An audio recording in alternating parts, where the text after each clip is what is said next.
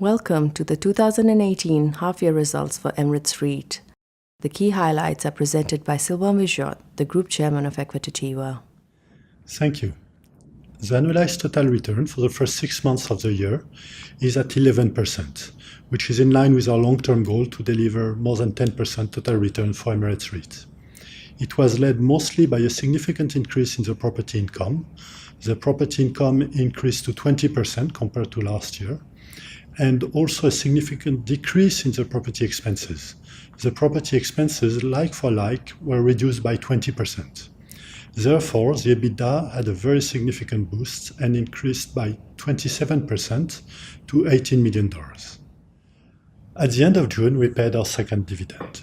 So the total dividend is now $24 million or 8 cents per share. If you compare that to the current share price, it is a net yield of 7.8%.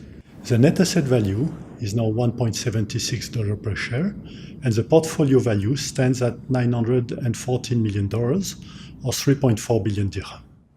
In terms of operations, the market is fairly tough at the moment. However, we successfully maintained our rates and even increased them by 5.5% on average. We also looked at further acquisition. We bought the Lycée Français, which is strengthening our portfolio. We are handing over the mall in the Index Tower, and we have further capacity for new acquisition and are monitoring the market very actively.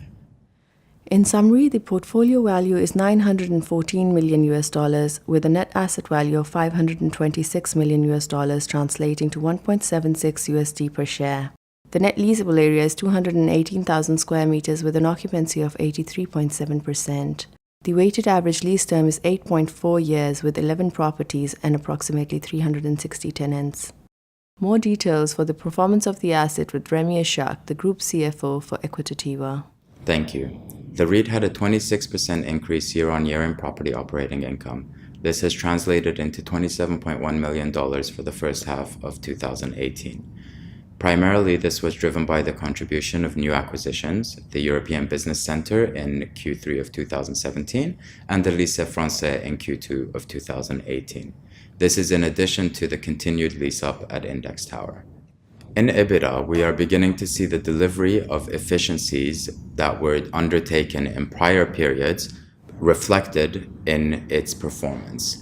We have reached $17.8 million in the first half of 2018, which is an all-time high.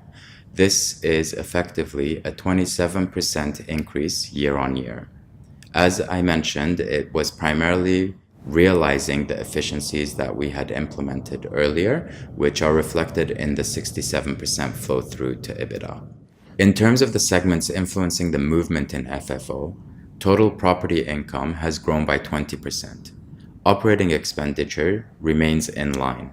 Fund expenses have grown as a function of the growth in portfolio value, and finance costs have grown significantly as a function of the growth in the Sukuk financing facility size compared to the size of the financing facilities we had in place last year, which is a growth of about 33%. The Sukuk stands at 400 million. Last year's facilities were at 300 million. FFO as a whole for the first half of 2018 achieved $7.7 million. As a function of the improvement in property operating income and its flow through to EBITDA, we've witnessed FFO grow by 20% over Q1 to $4.2 million, in line with historical performance. The variance for the first half of 2018 has now been reduced to 7% from 16% in Q1, translating to a first half FFO of $7.7 million. Q1 was an anomaly with a decrease in FFO.